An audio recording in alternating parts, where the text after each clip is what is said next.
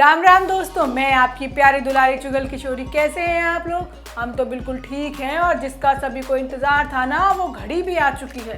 अभिमन्यु और पूरे परिवार को पता चल गया है कि अक्षरा प्रेग्नेंट है। एक तरफ जहां पूरा परिवार सदमे में है, तो वहीं दूसरी तरफ अक्षरा बेहद खुश है क्योंकि उसे अभिनव की आखिरी निशानी मिल गई है। लेकिन हाँ, दोनों की शादी जो है ना, वो टल गई है। वहीं अनुपमा में दुख का सैलाब उठ रहा है जो दिन के साथ बढ़ता ही जा रहा है। अनुज अनुपमा के तिरस्कार से परेशान है और अब तो इतना परेशान हो गया है कि फंदे पर लटकने का प्लान बना रहा है। जबकि गुम है किसी के प्यार में बाजीराव और सई को साथ देकर ईशान को जलन होने वाली है। अब ये तो थी मोटा मोटी जानकारी, लेकिन पूरी जानकारी के लिए रोज की तरह आपको हमारा शो देखना होगा।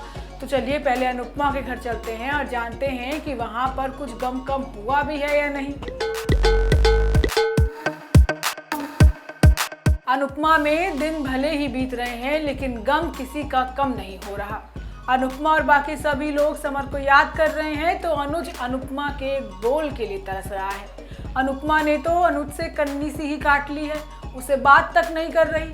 लेकिन इसमें भी अनुज की ही क्या गलती है? माना कि समर के जाने का दुख बहुत बड़ा है, लेकिन उसमें अनुज की कोई गलती नहीं। अब अनुज खुद इतने दबाव और दुख में चला गया है कि आत्महत्या करने की बात कर रहा है। वो तो भला हो बरखा का, जो पहली बार उसे अच्छे से समझा रही है। होता ये है कि डिम्पी की हालत ठीक नहीं है और वो अपने गम को बाहर भी नहीं निकाल पा रही है।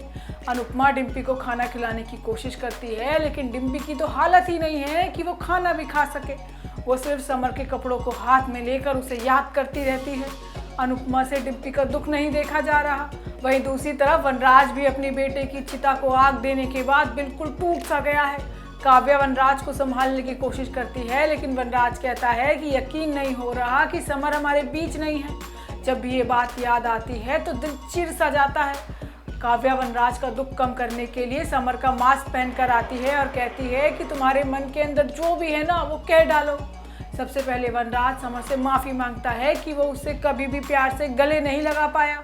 वो कहता है कि मैं कभी भी एक अच्छा पिता नहीं बन पाया, कभी भी तुझे सपोर्ट नहीं कर पाया, कभी अपना प्यार नहीं दिखा पाया। वनराज कहता है कि समर, तुझे मैं बहुत प्यार करता हूँ और प्लीज़ वापस आ जा। दूसरी तरफ अनुज सेल्फ गिल्ट में है क्योंकि अनुपमा अनुज के मैसेज का जवाब नहीं दे रही। वो अंकुश से कहता है कि मैं अनुपमा को ज़िंदगी भर की खुशियाँ देना चाहता था, लेकिन मैंने तो उसे ज़िंदगी भर का गम दे दिया। वो भले ही मुझे माफ़ कर दे, लेकिन मैं इस बोझ के तले कैसे जी पाऊँगा? मैं तो मर ही जाऊँगा। अब अनुज को ऐसे बेकाबू देखकर बरखा उसे समझाती है कि अनुपमा अभी दुखी है और अपने सेंसेस में नहीं है। अब जैसे ही वो नॉर्मल होगी तुमसे बात करेगी।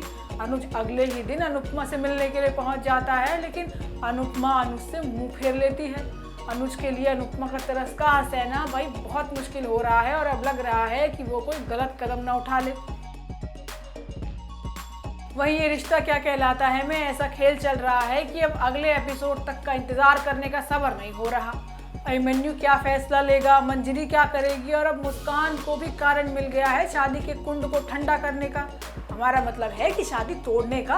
अब वो उसे अपने भाई जी की आखिरी निशानी मान रही है और उसी का राग गा रही है। वहीं अक्षरा बहुत खुश है क्योंकि उसे अभिनव वापस मिल गया है बच्चे के रूप में। होता ये है कि अक्षरा को होश आता है तो वो आरोही से पूछती है कि क्या वो बीमार है। पहले तो आरोही कुछ भी कहने से बचती है, लेकिन फिर अक्षरा के जोर देने पर बता देती है कि वो प्रेग्नेंट है। अब अक्षरा ये सुनकर हिल जाती है और उस पल को याद करती है जब वो और अभिनव एक साथ प्यार के पलों में डूबे थे। अब अक्षरा परेशान है कि आगे क्या होगा। वहीं आरोही अक्षरा को समझाती है कि फेरे के बाद सबको सच सच बता देंगे, लेकिन तभी अभिमन्यु आकर अक्षरा का हाल चाल लेता है। अभिमन्यु अक्षरा को अस्पताल लेकर जाता है, लेकिन बाहर सब लोग टेंशन में हैं क्योंकि किसी को भी नहीं पता कि अक्षरा को आखिर हुआ क्या है। लेकिन अब अक्षरा खुद बाहर आकर सबको बताती है कि वो प्रेग्नेंट है। जहाँ इस बात को लेकर सभी लोग हैरान हैं, तो वहीं मंजरी भड़क जाती है। वो अक्षरा पर बात को छिपाने का इल्ज़ाम लगाती है, लेकिन अक्षरा कहती है कि उसे तो खुद इस बारे में कुछ नहीं पता था। अब मंजरी कहती है कि सबसे पहले तो औरत को ही पता चलता है क्योंकि उसका शरीर उसे सबसे पहले बताता है। अब आरोही सबको बताती है कि कल ही उसको इस बारे में पता चल गया था, लेकिन उसने किसी को ये नहीं बताया। मिम्मी भी कहती है कि अब ये समय बहस करने का नहीं है और बात सामने आती है तो सिर्फ बवाल होता है और दोनों की खुशियों को नज़र लग जाती।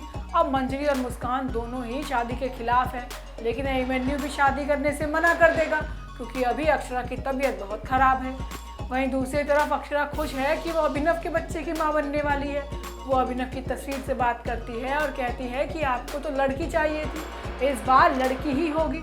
तभी अभिमन्यु भी वहाँ आ जाता है और कहता है कि सबके बारे में सोचा, लेकिन मेरा क्या, अगर इस बार टूट गया तो बुरी तरह टूटूंगा। लेकिन वो सिर्फ अक्षरा का वहम होता है। अब आगे आने वाले एपिसोड में अक्षरा शादी का विरोध करेगी, लेकिन अभिमन्यु शादी के लिए तैयार है। अक्षरा सवाल भी करती है कि क्या वो अभिनव के बच्चे को अपनाएगा। अभी तक अभिमन्यु ने इस बारे में कुछ बताया नहीं है, लेकिन हमको लग रहा है कि वो बच्चे को अपना लेगा। वहीं गुम्मे किसी के प्यार में सभी की शिकायत के बाद किरण की हालत बुरी होने वाली है। बाजीराव उसे तबीयत से कूटेगा, लेकिन अब ईशान का नाम भी सामने आ गया है। अब ईशान को लग रहा है कि दोबारा सभी ने ही उसका नाम जबरदस्ती घसीटा है। वहीं दूसरी तरफ ईशा हरणी का पूरा ख्याल रखती है। होता यह है कि किरण बताता है कि ईशान ने उसके ऊपर हाथ उठाया था। अब ईशान भी थाने में पहुंच जाता है, जहां उसे सभी मिलती है। ईशान को लगता है कि ज़रूर सभी ने उसकी शिकायत की है और अब कंप्लेंट करने आ गई है। यहाँ पर बाजीराव ईशान की जमकर टांग भी खींचेगा और कहेगा कि टीचर हो तो टीचर बनकर रहो, इंसाफ दिलाने का काम तो हम पर छोड़ दो। अब शांतनु बिना देर किए बाजीराव को फ़ोन करेगा। बाजीराव बताएगा कि उसके साथ ईशान ने भी किरण की पिटाई की है। अब ये बात जानकर शांतनु बहुत खुश हो जाएगा। इसी बीच ईशा ईशान को फ़ोन मिला देती है।